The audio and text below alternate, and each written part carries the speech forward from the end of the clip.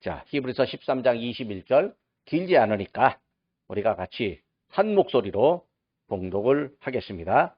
모든 선한 일에 너희를 온전하게 하사 자기 뜻을 행하게 하시고 그 앞에 즐거운 것을 예수 그리스도로 말미암아 우리 가운데서 이루시기를 원하노라.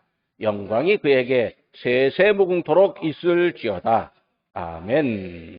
오늘 믿음의 완성 예수님이라고 하는 제목으로 함께 은혜를 나누겠습니다.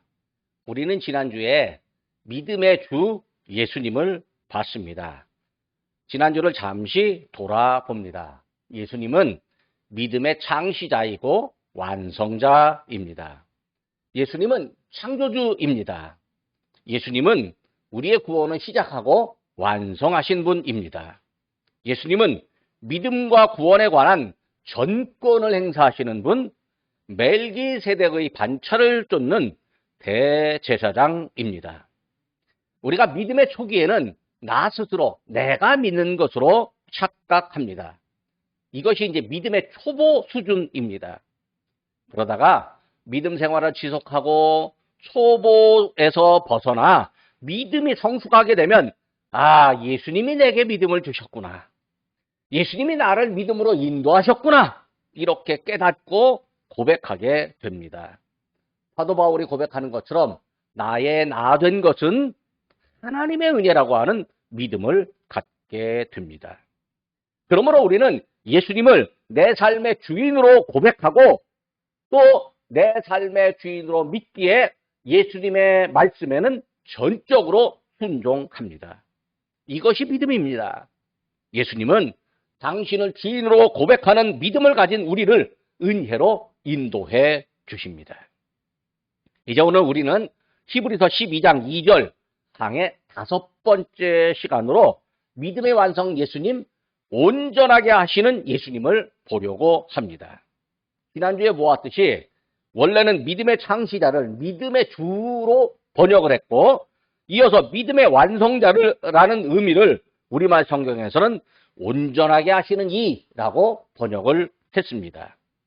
헬라어 성경과 영어 성경에서는 예수님을 창시자, 완성자라고 표현하니까 이 성경을 보거나 성경을 강의할 때 우리 예수님을 창시자와 완성자로 동시에 보는 경우가 많이 있을 겁니다.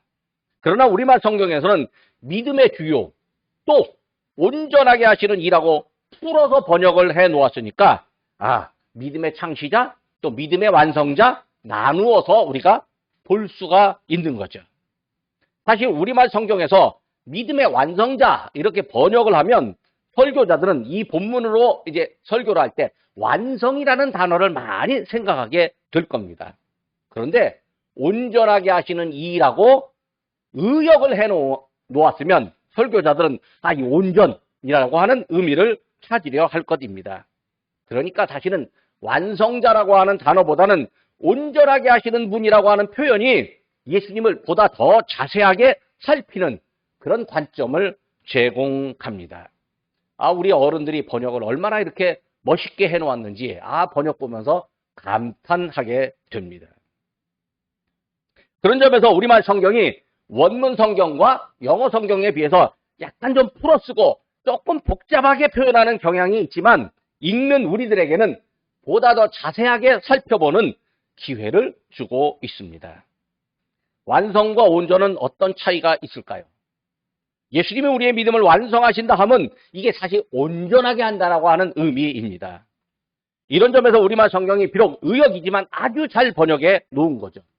믿음의 주라고 하는 번역은 원래의 의미를 오해하기가 쉬운데 온전하게 하시는 이라고 하는 번역은 원래의 의미를 더 깊이 더 정확하게 살펴보도록 동기를 부여해 줍니다. 온전은요, 우리를 향한 예수님의 목적입니다. 온전하게 하시는 예수님이라고 표현했다면 예수님의 의도와 목적이 뭐냐면 우리의 온전입니다. 그러니까 그 온전의 대상이 누구냐면 바로 예수님을 믿는 오늘 저와 여러분들이 예수님이 온전하게 하시는 대상이 됩니다. 예수님은 우리를 온전하게 하시려고 하는 목적을 위하여 아버지의 보냄을 받아 세상에 오셨고 또 아버지의 뜻을 따라 고난을 받으시고 십자가에 달리셨습니다. 예수님은 우리를 온전하게 하시려고 우리에게 믿음을 주셨고 우리의 믿음을 살펴보시며 믿음의 길을 보호하고 인도하십니다. 예수님이 우리의 믿음을 온전하게 하심으로 당신의 목적, 당신의 사역을 완성하십니다. 예수님이 우리를 온전하게 하신 다음에는 어떻게 하실까요? 우리가 아는 사람, 우리와 함께 믿는 사람, 또 우리의 이 대화의 상대가 되는 사람, 그런 사람들을 온전하게 해 주십니다. 믿음의 증거를 받은 사람이라 할지라도, 지금 믿기 시작하는 사람이라 할지라도 온전함의 확신을 갖지 못한 사람들이 있습니다. 그래서 예수님은 온전한 사람을 먼저 세워놓고 그 온전한 사람을 통해서 온전함의 확신을 갖지 못한 사람을 향해 온전하도록 온전을 확장해 가시는 거죠. 심지어 믿음 생활을 정말 50년도 넘었고 믿음이 매우 좋다고 생각하는 사람들조차도 온전하지 못하는 경우가 있습니다.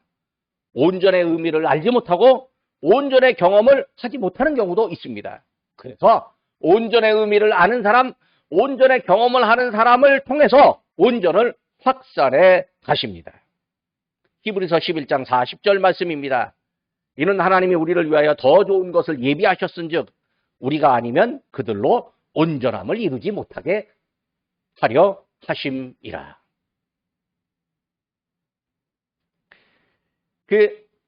제가 젊은 날 시골에서 목회를 했어요. 근데 제가 이제 신학생 때 그 지역을 지나가는데 교수님이 거기 교회가 이 동네 사람이 30가구인데 동네 사람들의 90%가 이 교회를 출석한다는 거예요. 그래서 야, 진짜 멋진 교회다. 야, 어떻게 저 교회에 가서 목회 한번 해보면 진짜 신나고 즐겁겠구나. 혼자 그렇게 꿈을 꿨어요. 웬걸 두 번째 목회지에 첫 목회지가 이제 우리 큰아이가 태어난 저 포천이고 두 번째 목회지가 그 충청북도 영동군 심천면 서금리라고 하는 곳인데 거기서 이제 우리 막내 아이가 태어났어요. 근데 웬걸 나보고 거기로 목회하라고 보낸 거예요. 그러니까 신학생 때 그냥 생각하고 마음에 품었는데 어떻게 하나님이 저를 아셨는지 하여튼 저를 보내도록 인사권자가 저를 거기로 보내버린 거예요. 갔어요. 갔는데 아이고 동네 사람의 90%가 예수를 믿는다니까 얼마나 믿음이 좋은 동네겠습니까? 가봤는데요. 웬걸 살다가 보니까 아이고 듣던 거하고는 다른 게 당연히 나타나겠죠. 고민을 하다가 제가 이제 성경 공부를 한번 하는데 그때 성경 공부를 할 당시에 이제 뭐가 유행했냐면 제임스 케네디라고 하는 목사님의 그 전도 폭발이라고 하는 그게 유행했었습니다. 대한민국이 전부 그냥 괜찮은 교회는 죄다 전도 폭발을 훈련하고 있었을 테니까. 근데 그 전도 폭발의 질문이 두 가지가 있습니다. 처음 질문이 당신 오늘 죽으면 천국 갈 수 있습니까? 라고 하는 질문이고 두 번째, 천국에 당신이 딱 갔는데 예수님이 만나갖고 내가 너의 무엇을 보고 천국으로 이끌어드렸다 라고 예수님이 말씀하신다면 과연 뭘 보고 이끌어드렸을까요? 라고 질문하셨을까요? 그렇게 질문을 두 개가 있습니다. 자, 저도 이제 똑같이 질문했습니다. 오늘 당장 죽으면 천국 갈 수 있습니까? 그랬더니 웬걸요? 30명 교인 중에 3명만 아멘 하는 거예요. 그러니까 27명은 뭐냐면 오늘 죽어도 천국 갈 확신이 없다는 거예요. 아, 제가 충격을 받았습니다. 그리고 3명 아멘 하는데 다시 3명을 향해서 물어봤습니다. 그러면 예수님이 과연 뭘 보고 천국에 이끌어들었겠냐고, 뭘 보고 이끌어들었겠냐고 말씀하시면 그 뭐가 나오겠습니까? 그랬더니 한 분은 거기도 이제 장로님이 있을 거 아니에요? 내가 주일 잘 지켰고요. 내가 평생 교회를 충성봉사했습니다. 나 이거 보고 천국으로 이끌어드렸다고. 이렇게 말씀하시는 거예요. 그건 정답이 아닌데. 근데 딱 한 분만이 예수님이 나의 믿음을 보고 천국으로 이끌어드렸습니다. 그렇게 대답하는 거예요. 믿음을 보고 천국으로 이끌어드리셨습니다. 이게 정답인데. 그러니까 30명 교인 중에 정답을 맞추는 사람이 딱 한 명밖에 없는 거예요. 제가요, 충격을 크게 받았습니다. 그래가지고요, 그다음부터는 내가 무슨 교회 프로그램? 이런 거 아무 소용없어. 그냥 오로지 예수님 믿고 구원받은 거, 예수님 믿고 천국 가는 거, 그것만 그냥 주구장창 얘기했습니다. 한 1년 지나서 다시 물어봤어요. 그랬더니 자, 전부 다 오늘 죽으면 천국 갈 수 있습니까? 그러니까 다 아멘 그러더라고요. 또 오늘 죽었고 천국 가면 예수님이 뭐라고 말하겠습니까? 그랬더니 다 믿음이요 그러더라고요. 하여튼 1년 배웠으니까 뭐 진짜 믿는지 안 믿는지는 모르지만 정답은 말하고 있는 거죠. 여러분, 우리가 예수 믿어도요, 제가 이 전국적으로 소문난 교회 갔는데도 그렇게 이 경험을 했다면 사실 이 땅에 살면서 우리가 예수 믿어 천국 간다라고 하는 확신이 없는 분들도 더러더러 있어요. 온전의 의미가 무엇일까요? 세상에서는요, 완전이라고 그렇게 말을 합니다. 근데 성경에서는요, 온전이라고 이렇게 표현을 합니다.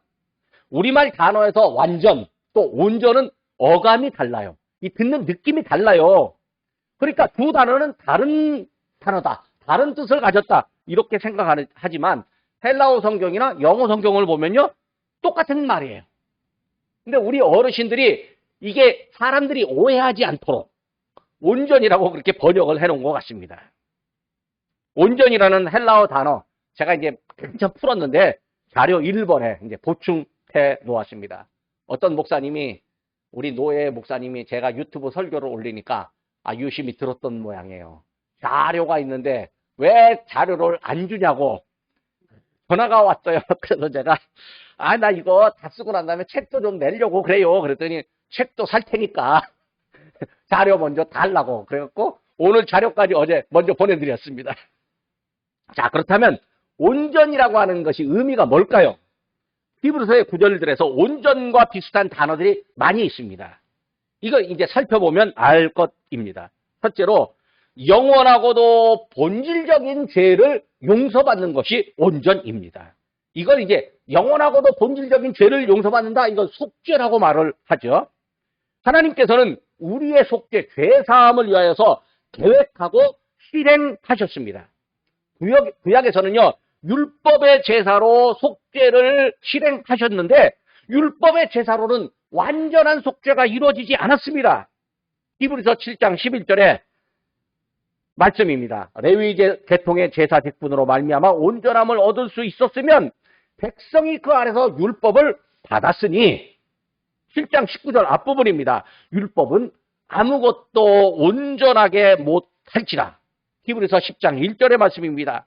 율법은 장차 올 좋은 일의 그림자일 뿐이요 참 형상이 아니므로 해마다 늘 드리는 같은 제사로는 나오는 자들을 언제나 온전하게 할 수 없는지라. 그러니까 율법으로는 온전이 안 되는데 누구로 인하여서는 온전이 되냐? 예수님으로 인하여서는 온전이 된다는 거죠. 율법으로는 속죄가 완벽하게 성취되지 않는데 예수님으로 인하여서는 우리의 죄가 완전하게 성취된다라고 하는 것입니다. 온전과 속죄의 관계가 자료 두 번째에 있습니다. 두 번째로 온전은 하나님과 우리 사이의 관계가 회복되는 것입니다. 죄인이 회개하고 하나님 앞에 나오면 하나님이 기뻐하십니다. 누가복음 15장에 이른 양의 비유 이렇게 말씀하실 때도 이와 같이 죄인 하나가 하나님께 오면 하나님이 기뻐하신다, 그렇게 말씀하시지 않습니까? 여기 회개라고 하는 것은 하나님과 나와 관계가 끊어져 있는데 그 끊어진 관계가 연결됐다, 이어졌다라고 하는 것이나 마찬가지입니다. 그런데 끊어진 관계를 나 스스로 이을 수가 없으니까 예수님이 오셔서 이어주시는 거예요. 그러니까 예수님을 믿고 하나님과 관계가 이게 회복된다, 하나님께 갈 수 있는 자신감을 얻었다, 이게 회개의 열매, 은혜가 되는 거죠. 물론 의인이 하나님 앞에 서 있으면 하나님 엄청 기뻐하십니다. 흠도 없고 티도 없는 사람이 하나님 앞에 서면 참 기뻐하십니다. 그런데 죄인이 하나님 앞에 나오면요, 하나님이 그 죄인 나오는 것도 기뻐하신다는 거죠. 하나님은 그 죄인이 당신 앞에 나오면 뭐라고 하냐면, 야, 네가 나와 관계가 회복됐구나, 그렇게 말씀해 주십니다. 아예 새로운 관계가 형성됐고 끊을 수 없는 관계가 형성되었다고 선언하십니다. 하나님은 아들 예수님에게 너는 내 아들이니 오늘날 내가 너를 낳았다라고 히브리서 5장 5절에서 말씀합니다. 그런데 이 아들이라고 하는 선언이, 자녀라고 하는 선언이 예수님 한 분에게만 적용되는 게 아니고 오늘 믿음을 가진 우리들에게도 적용됩니다. 요한복음 1장 12절 아주 유명한 말씀이죠. 영접하는 자 곧 그 이름을 믿는 자들에게는 하나님의 자녀가 되는 권세를 주셨으니. 그러니까 우리가 하나님의 자녀로 서게 되었다. 이게 관계가 회복됐다라고 하는 거죠. 그리고 하나님이 온전하게 보신다는 거죠. 자식이 좀 잘못해도요, 잘 칭찬하면, 늘 칭찬하면 자녀가 잘 됩니다. 근데 잘못됐다라고 맨날 볼 때마다, 야, 너 왜 그 모양 그 꼴이냐? 맨날 혼만 나잖아요. 그러면 아버지 앞에, 엄마 앞에 아예 나오려고 하지도 않습니다. 그리고 뒤에 가서, 아유, 우리 엄마, 우리 아빠 왜 그런지 모르겠다고 그러면서 아빠, 엄마 흉보고 다녀요. 애들이 흉보고 다녀요. 제가 어느 날 사무실에 앉았는데, 너무 심심한 거예요. 그래갖고, 딱 보니까, 잠실에서 야구장에서 야구를 하네요. 야구를 보고 싶은데, 혼자 보기는 좀 그래요. 그래갖고, 우리 막내가 고등학교 2학년인데, 그날 그 야자라고 하잖아요. 야간 자율학습. 그걸 해야 되는데, 막내한테 전화를 했어요. 그때 다 핸드폰도 있을 때니까, 야, 야구 보러 가자. 그 부모님이 야간 자율학습 하지 않고 야구 보러 가자고 하면 다 내보내주는 거예요. 그거 하여튼 나왔어요. 나왔는데 이제 그 다음날 가니까 야간 자율학습 안 했다고 친구들이, 너 어디 갔다 왔어? 우리 아빠랑 야구장 갔다 왔다고. 그러니까 애들이 니네 아빠 짱이라고. 여러분, 가끔은 애들 그렇게 풀어주기도 하면서 그래야 뭐 되는 거예요. 제 자랑해서 죄송합니다만. 예. 이게 온전과 관계 회복에 관해서는 자료 세 번째로 보충합니다. 그리고 세 번째, 온전은 거룩이라고 하는 의미를 갖고 있습니다. 신학자들이 거룩이라고 하는 이 성결이라고 하는 단어를 표현할 때는요, 온전 혹은 완전이라고 하는 단어가 언제나 등장하고, 또 온전 혹은 완전이라고 하는 이 단어를 표현할 때는 또 거룩이라고 하는 단어가 함께 등장합니다. 사실은 세 단어가 거의 같은 의미를 갖고 있습니다. 히브리서에 보면 거룩과 온전이 동시에 등장하는 구절이 있습니다. 히브리서 10장 14절입니다. 그가 거룩하게 된 자들을 한 번의 제사로 영원히 온전하게 하셨으니. 그러니까 거룩하게 된 사람이 온전하게 되었고, 이미 온전하게 된 사람들은 거룩하다고 인정받는 사람들입니다.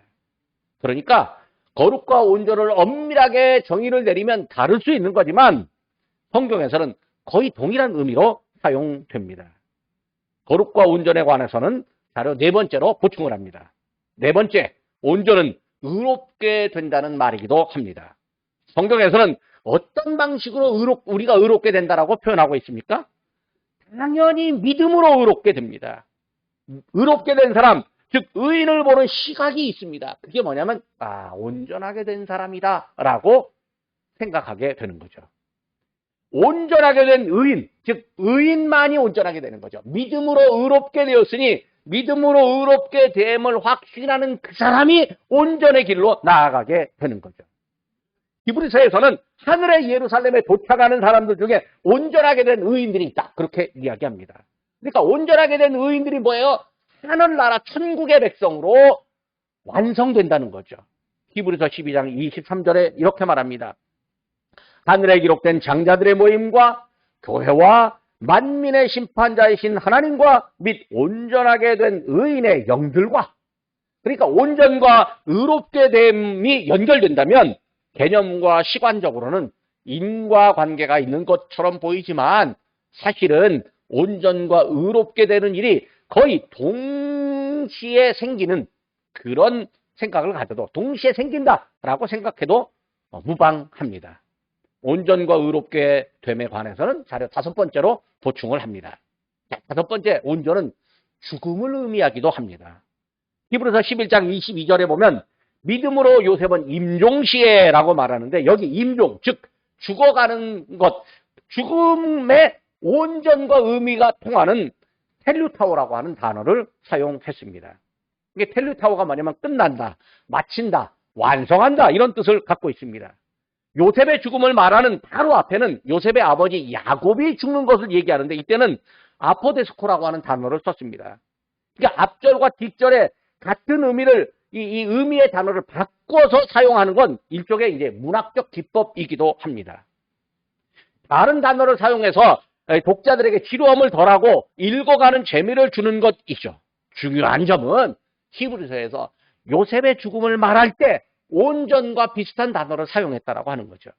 그러니까 요셉의 죽음은 그의 삶의 완성이라는 의미, 믿음의 완성이라는 의미를 담고 있는 거죠. 여러분, 우리가 죽는 날이 예수님께서 우리의 믿음을 완성하는 날이기도 할 수 있습니다. 그런데 그럼 지금은 뭐냐? 완성을 향해서 달려가는 길이냐? 그거 아닙니다. 지금도 온전하게 됨이지만 우리 예수님께서 완전하게 완성해 놓는 것은 사실 우리의 죽음의 때이기도 합니다. 이처럼 온전은 속죄, 하나님과의 관계 회복, 거룩, 의롭게 됨, 죽음 등에 사용됐습니다. 여기서 온전은 특별한 패턴이 있습니다.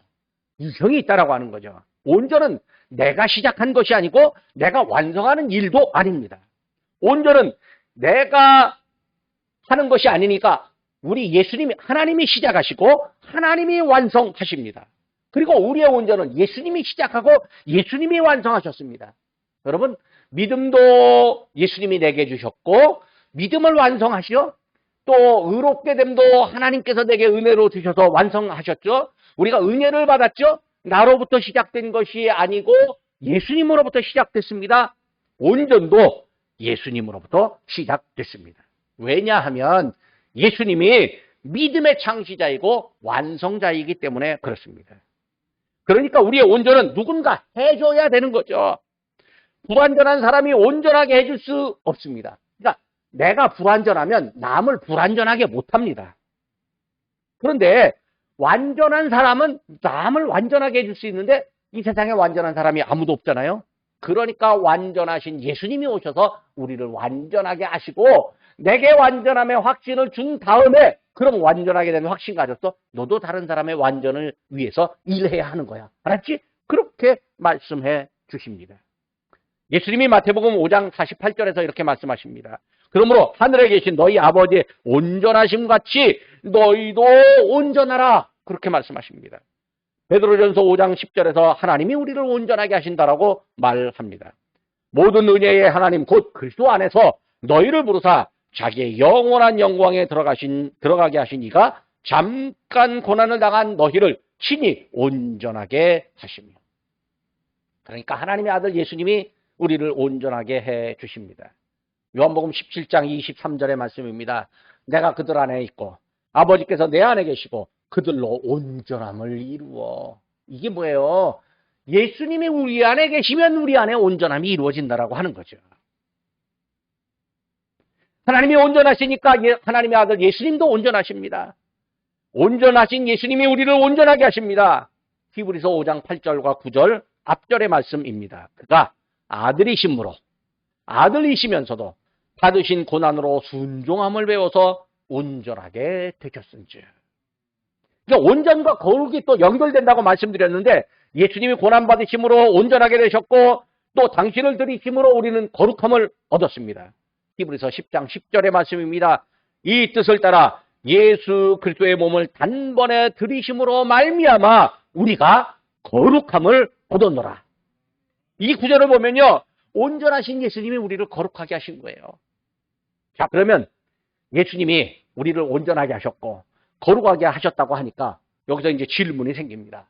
아까도 제가 목회 초창기에 했던 질문 비슷합니다만 믿음의 사람들에게, 예수 믿는 사람들에게 제가 이제 질문할 수 있습니다.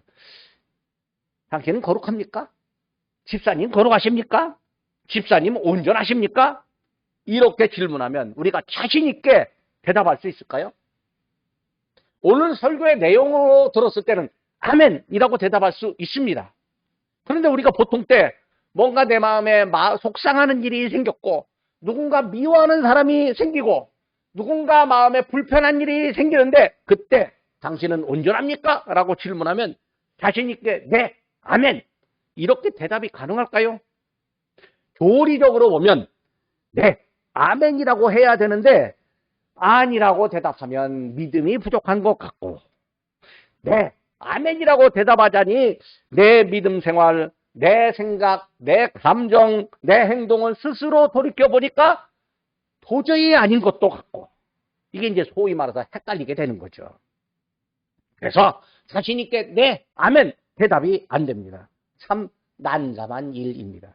근데요, 내가 엄청 즐겁고 기쁘고 내 일이 잘 되고 사람들과도 관계가 좋은데 누가 갑자기 뜬금없이 당신 운전해요? 이렇게 말해도 갑자기 뜨끔해갖고 아닌 것 같은데? 뭐 이렇게 대답이 안 나옵니다. 이렇게 대답할 수도 저렇게 대답하기도 어렵습니다. 대답이 안 되니까 급기야 어떤 사람들은 성경이 이상하네? 성경이 무슨 일이 있네? 성경이 비현실적인 것 같네? 뭐 이렇게 불신하는 소리를 합니다. 1939년도 일제시대 때 그 성경을 구역 옛날 글로 된 성경을 이제 개역 한글판 성경으로 이제 새로 번역을 했대요. 근데 어르신들이 그때 뭐라고 말했냐면 성경이 타락했대. 왜냐면 번역을 하고 나서 도저히 안 받아들여지니까 그렇게 말했다라고 하는데, 이게 내 믿음이 부족하면요, 가끔은 하나님을 향해서 원망하기도 하고 성경에 문제가 있다는 식으로 말하기도 합니다. 이거 불신앙입니다. 자, 그러면 우리가 과연 거룩하고 온전할까요? 이 질문에 대한 대답이요, 매우 신비한 것입니다. 목사님 영상 하나 뒤로 돌려주시겠어요? 제가 이 책을 쓰는데 20년 동안 이 책 쓰려고 20년 동안 이 책 쓰려고 고민을 했습니다. 근데 당최 안 풀리는 거야. 근데 어느 날 새해가 맞았는데 갑자기 그냥 영감이 떠오르길래 그냥 컴퓨터 잡고 그냥 디립다 써놔갖고 한 달, 두 달 정도 만에 이 책을 완성했습니다. 제가 이제 이 좀 어려운 책인데요, 이 책 쓰는 사람이나 읽는 사람이나 이제 이해하기가 쉽지 않습니다. 근데 충분히 이해할 수 있습니다. 저하고 친해서 저를 향해서 가끔 아주 직설적으로 아주 저를 향해서 그 바른말을 엄청 잘하는 구대선 목사님이라고 계신데, 이제 우리 딸들은 아빠 절친이라고 하는데 사실 저보다 나이가 거의 7살, 8살 많습니다. 이분이 저에게 뭐라고 말하냐면, 아니 선 목사도 하는데 나는 못해? 선 목사도 하는데 나도 할 수 있어. 이렇게 이야기를 합니다.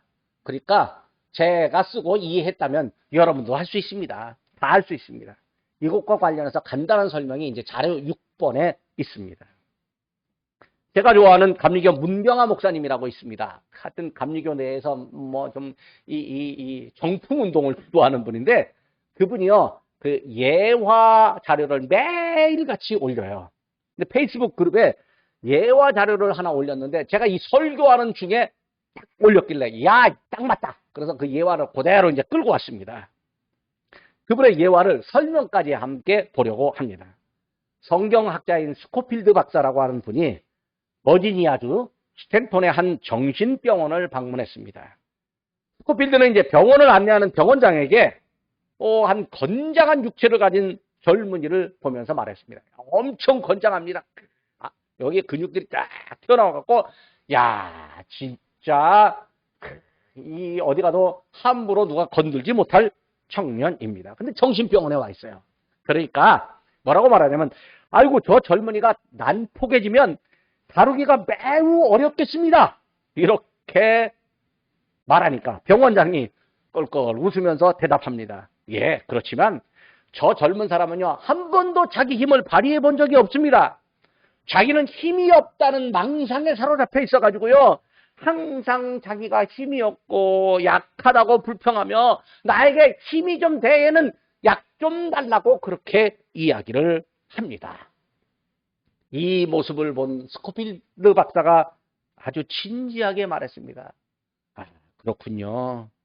그런데 이 젊은이 같은 사람이 교회 안에도 많이 있네요.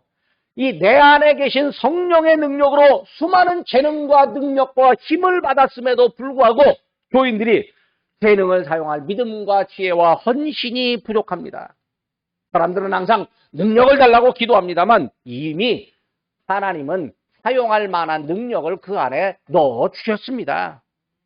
그 사람들에게 필요한 건 아무리 세상에서 보기에 나의 명예나 나의 지식이나 혹은 나의 위치에서 세상 사람들이 나를 무시한다 할지라도 이미 믿음의 사람들 안에는 하나님께서 쓰고자 하는 능력을 부어주셨으니까 하나님이 주신 능력을 사용하겠다라고 하는 믿음만 있으면 된다. 그렇게 대답하더라고 하는 거죠. 우리는 이미 내 속에 나에게 가르치시고 생각나게 하시는 성령님이 계신데도 불구하고 난 못해. 나 안 돼. 나 틀렸어. 나 같은 게 뭘 해. 이렇게 스스로 맥없이 병든 사람처럼 살아갈 수 있습니다. 건강한 성도는요, 가르치고 생각나게 하시는 성령님의 인도에 따라서 하나님 일을 증명해 가는 거죠. 그리스도인이 되었다. 내가 그리스도인이 되었다고요? 그러면요, 하나님이 내게 주신 능력, 소망, 또 소질, 맡겨진 일에 감사하고 충성하는 겁니다.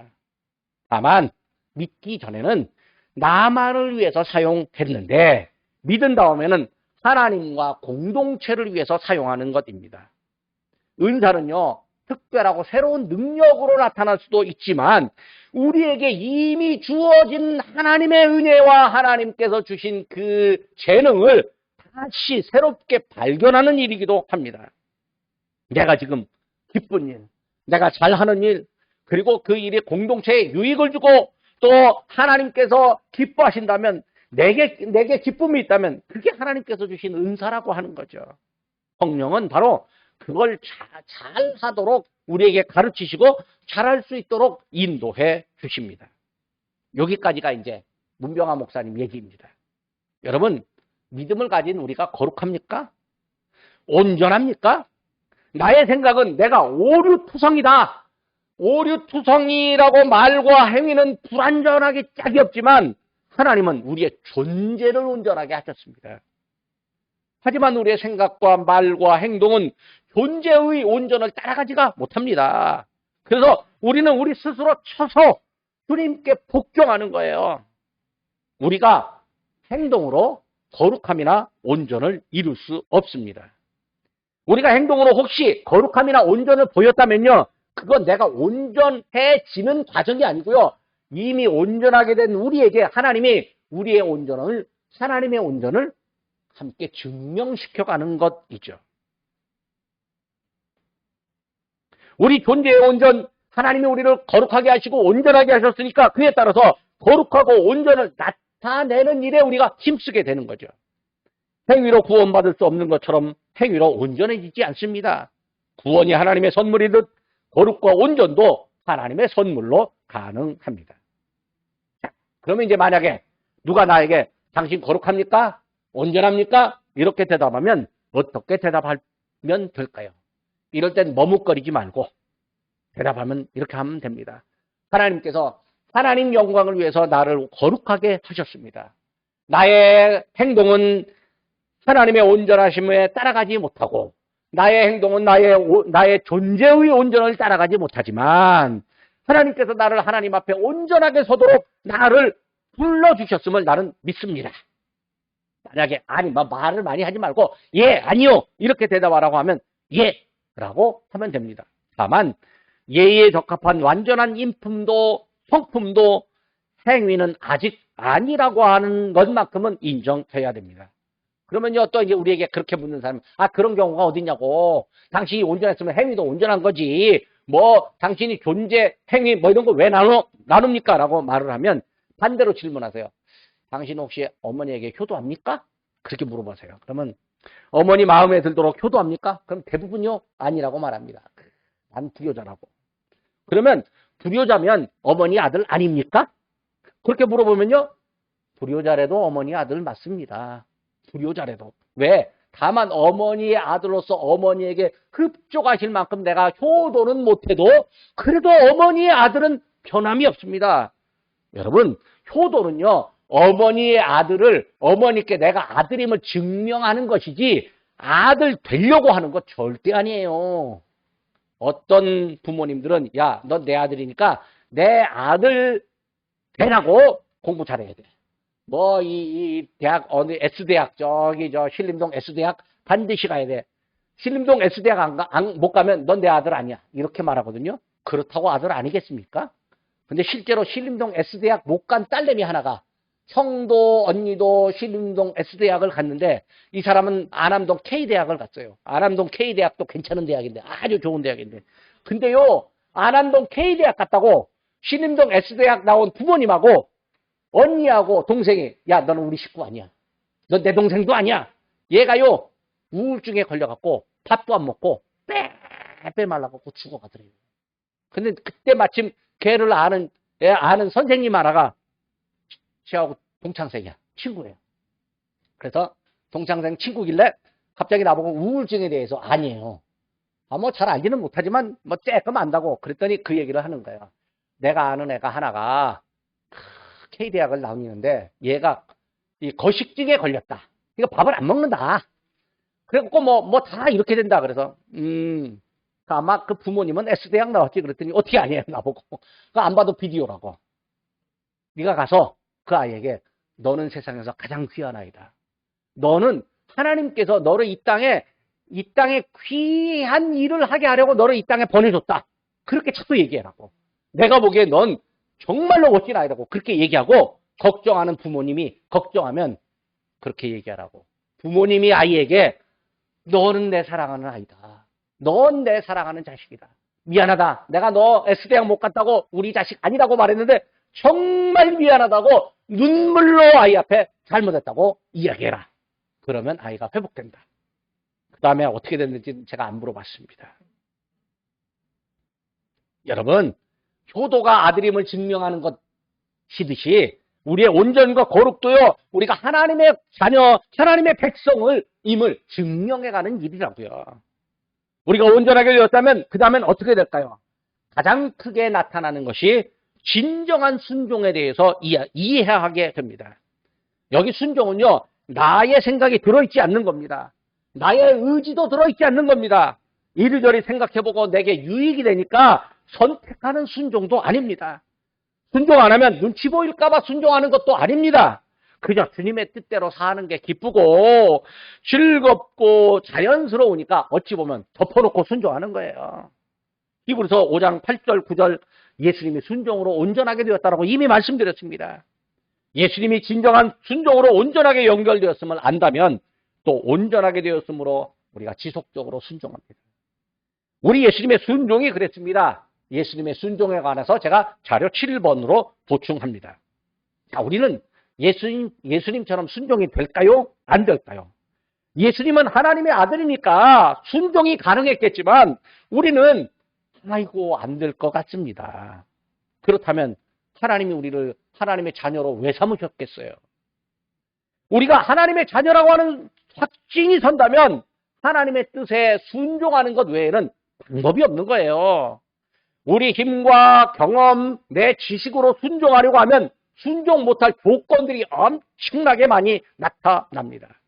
마음의 불안이 찾아오기도 하고 많은 순종이 안 될 것 같은 의심이 찾아오기도 하고 다른 사람이 날 보고 있으니까 내가 억지로 순종해야 된다라고 하는 눈치도 살핍니다. 그러나 진정한 순종은요, 모든 조건을 다 뛰어넘는 겁니다. 오직 하나님의 뜻만을 생각하고 예수님이 추구했던 하나님의 뜻만을 따르는 순종입니다. 우리가 진정한 순종을 아는 단계까지 나아가고 그러면 온전함의 의미도 이해하게 되고 온전함이 우리 삶에서 이제 증명되기 시작합니다. 그리고 하나님께 영광이요 다른 사람에게는 유익이며 우리에게도 유익이 됩니다. 다른 이와 우리에게 유익이 되는 점은 자료 8번으로 보충합니다. 이제 말씀의 결론을 맺으려고 합니다. 성경에는요, 믿음으로 의롭게 된다는 말이 있지만 믿음으로 온전하게 된다는 분명한 표현은 없습니다. 또 믿음으로 거룩하게 된다는 분명한 표현도 없습니다. 그러나 믿음을 가진 사람이 온전하게 되고 거룩하게 되는 일이 사실입니다. 그러므로 온전함의 시작은 믿음입니다. 온전함을 이루는 분이 하나님이시고 또 예수님이시므로 우리는 그분께서 우리를 온전하게 해주신다고 믿습니다. 나를 온전하게 했다고 믿습니다. 여기 아까 저기서 성결 저 말할 때 헬라어의 의미가 뭐냐면 나를 온전하게 한 것이 하나님께서 이루신 사건이라고 하는 거예요. 과거에 언제 시간이 아니고 하나님께서 내게 나의 삶에 아주 놀라운 사건을 만들어 놓으셨는데 그게 뭐냐면 나의 온전과 거룩이에요. 여러분, 하나님께서 여러분의 이 가슴 속에, 여러분의 삶 속에, 여러분의 생활 속에 하나님께서 큰 사건을 하나 딱 만들어 놨어요. 그 사건이 나에게는요, 천국을 향한 사건이 되는 거예요. 나를 온전하게 하는 사건이에요. 자, 하나님을 향한 믿음을 가진 우리가 온전하게 됩니다. 그러니까 믿음이 온전하게 된다라고 하는 추론이 가능해요. 이건 교리적 선언이기보다는 믿음을 향한 사람들의 권면이요, 믿음 가진 사람의 믿음 고백입니다. 여러분, 우리가 하나님께서 나를 온전하게 하셨으니 제가 제 삶에서 온전함을 드러내겠습니다 라고 고백하는 거죠. 오늘 우리가 읽은 본문이 히브리서의 결론이며 복의 선포인데, 본문의 말씀처럼 우리의 믿음의 완성을 이루신 예수님께 영광이 세세무궁토록 있기를 원합니다. 히브리서 13장 21절 다시 한번 우리 읽어보겠습니다. 앞으로 좀 돌려주시죠. 다시 읽어보겠습니다. 모든 선한 일에 너희를 온전하게 하사 자기를 뜻을 행하게 하시고 그 앞에 즐거운 것을 예수 그리스도로 말미암아 우리 가운데서 이루기를 원하노라. 영광이 그에게 세세 무궁토록 있을지어다. 아멘. 기도하겠습니다. 예수님을 통해서 저희의 믿음을 완성하셨고 또 하나님 아버지를 찬양하며 영광을 돌리게 하시니 감사합니다. 저희에게 믿음을 주심으로 죄가 용서받으며 저희 안에 믿음을 시작하시고 하나님과의 관계가 회복되었으며 거룩한 백성이라 인정을 받으며 의롭게 된 확신을 주셨으니 감사합니다. 이 모든 일이 저희의 믿음을 온전케 하신 일이오니 저희가 온전한 믿음을 선물로 받았음을 감사하며 예수님의 부탁과 사명을 주시는 말씀에 순종하게 하여 주옵소서. 저희의 온전이 다른 사람의 온전을 이루는 원동력이 되게 하시고 예수 그리스도의 영광을 세세무궁토록 높이는 계기가 되게 하여 주옵소서. 저희를 온전하게 하시는 예수님의 목적을 몰라서 스스로 약하다고 생각하고 못한다고 거절하는 저희에게 주님이 힘주면 강하여지고 능히 이기고 능히 할 수 있다는 믿음으로 고백을 하도록 인도하여 주시옵소서. 하나님 아버지, 세상이 온전하지 못합니다. 온전해야 할 교회가 온전하지 못한 모습을 보일 때가 있습니다. 온전을 선포할 목회자들에게 온전함이 선포되지 못하고 있습니다. 다른 이의 온전을 도와야 할 신자들이 자신의 온전함을 이루었는지조차도 모르는 현실입니다. 하나님 아버지, 저희에게 하나님이 주시는 은혜를 깊고도 넓게 경험하고 또 다른 이의 온전을 돕도록 인도하여 주옵소서. 국가의 정책을 주도하는 사람들, 국제 정세를 논하는 사람들, 교육계에서 학생들을 가르치는 사람들, 국민들을 지원하는 행정부, 정의를 바르게 행사하는 사법부, 국가와 국민의 안위를 지키는 군인들 모두에게 온전한 믿음과 은혜를 허락하여 주옵소서. 국민의 배고픔을 외면하고 미사일로 전쟁놀이를 하는 북한 정권의 시도를 멈춰주시고 이 땅에 평화와 통일이 임하게 하여 주옵소서. 하나님 나라의 임재를 기다리는 저희에게 온전한 믿음으로 하나님의 다스리심을 체험하고 순종하게 하여 주옵소서. 예수님의 이름으로 기도드립니다. 아멘.